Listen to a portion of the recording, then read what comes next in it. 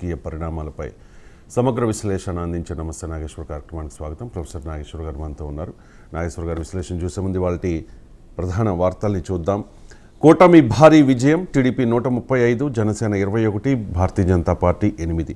మొత్తం 164 స్థానాల్లో ఎన్డీఏ అనూహ్య గెలుపు. 11 assembly, 4 parliament స్థానాలతో సరిపెట్టుకున్న YSR Congress party. TDP 16, Bharatiya Janata party 3, Janasena 2 స్థానాలతో కూటమికి 21 లోక్సభ సీట్లు వచ్చాయి. సో సెఫాలజిస్టులు, సర్వే సంస్థలు ఎవ్వరి అంచనాలకు అందని ఫలితం నమోదైంది. ఇక తగ్గిన ఎన్డీఏ బలం, పవర్ ఖాయం, హ్యాట్రిక్. లోక్సభ ఎన్నికల్లో అనూహ్య ఫలితాలు. ఎన్డీఏకు 292, ఇండియాకు 234. ఎన్డీఏలో భారతీయ జనతా పార్టీకి 240 సీట్లు వచ్చాయి. అలాగే ఇండియా కూటమిలో కాంగ్రెస్ పార్టీకి 99 సీట్లు వచ్చాయి.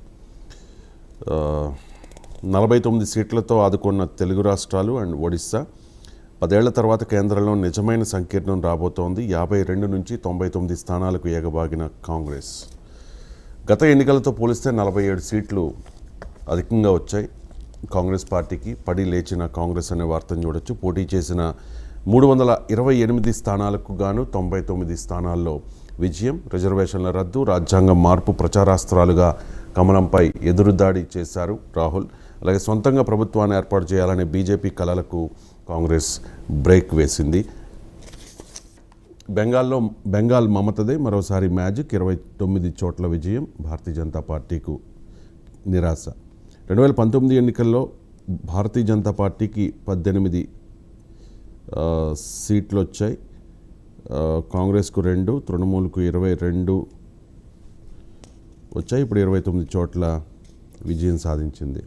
అతిపెద్ద రాష్ట్రంలో చిన్నబోయిన కమలం అనే వార్తను చూస్తూ ఉన్నాం. యూపీలో ఇండియాకు 43, భారతీయ జనతా పార్టీకి 33. ఎన్డీఏలో చంద్రబాబు, నితీష్లే కీలకం. సో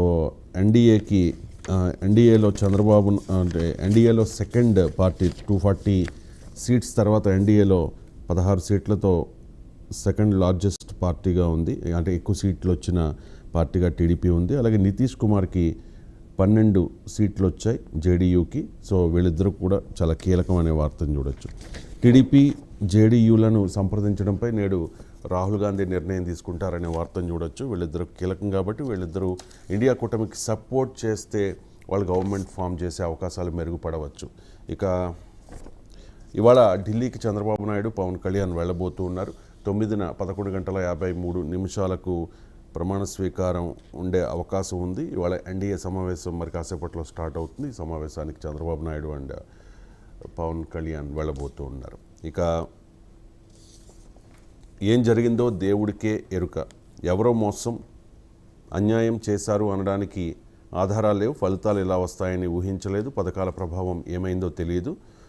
ప్రజల తీర్పును స్వీకరిస్తూ ఉన్నాం అంటూ జగన్ కాస్త బాధాతప్త హృదయంతో నిన్న ఓటమి తర్వాత మాట్లాడారు. ఎన్డీఏ నేతలకు శుభాకాంక్షలు కూడా తెలియజేశారు.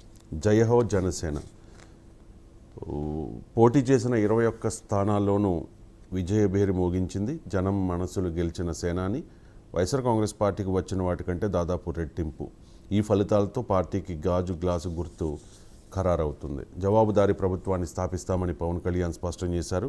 ఆకాశమంత విజయాన్ని ఇచ్చారు. భవిష్యత్తుకు పునాదులు వేసే సమయం ఇది. జనసేన గెలుపు 5 కోట్ల మంది ప్రజల ఆకాంక్ష. పోటీ చేసిన అన్ని స్థానాల్లోనూ గెలిచి దేశంలోనే రికార్డు సాధించింది జనసేన అనే వార్తను చూడొచ్చు. ఇక అరెస్ట్ వైఎస్ఆర్ కాంగ్రెస్ పార్టీకి మరణ శాసనం అంటూ ఈ వార్తను ఈనాడులో చూడొచ్చు. అధికార అండ చూసుకుని పేట్రేగిపోయిన జగన్ పతనం. టీడీపీ అధినేత చంద్రబాబుపై అక్రమ కేసులు బనాయించి అరెస్టు చేసినప్పుడే స్టార్ట్ అయింది అనే వార్త. ఇక చివరిగా భారతీయ జనతా పార్టీ అండ్ కాంగ్రెస్ ఈ 2 పార్టీలకి కూడా తెలంగాణలో 8 సీట్లు వచ్చాయి. ఎంఐఎంకు 1 సీటు వచ్చింది. 1 సీటు కూడా సాధించలేదు గులాబీ పార్టీ. హైదరాబాద్ లోక్సభ స్థానం నుంచి 5వసారి అసదుద్దీన్ ఎన్నికయ్యారు. 5 సిట్టింగ్ ఎంపీల ఓటమి. తొలిసారిగా ఎన్నికైన 8 మంది అసెంబ్లీ ఎన్నికల్లో ఓడి ఎంపీలుగా గెలిచారు. ఈటెల, ధర్మపురి అరవింద్, బండి సంజయ్ అండ్ రఘునందన్. ఇవి ప్రధాన వార్తలు. చిన్న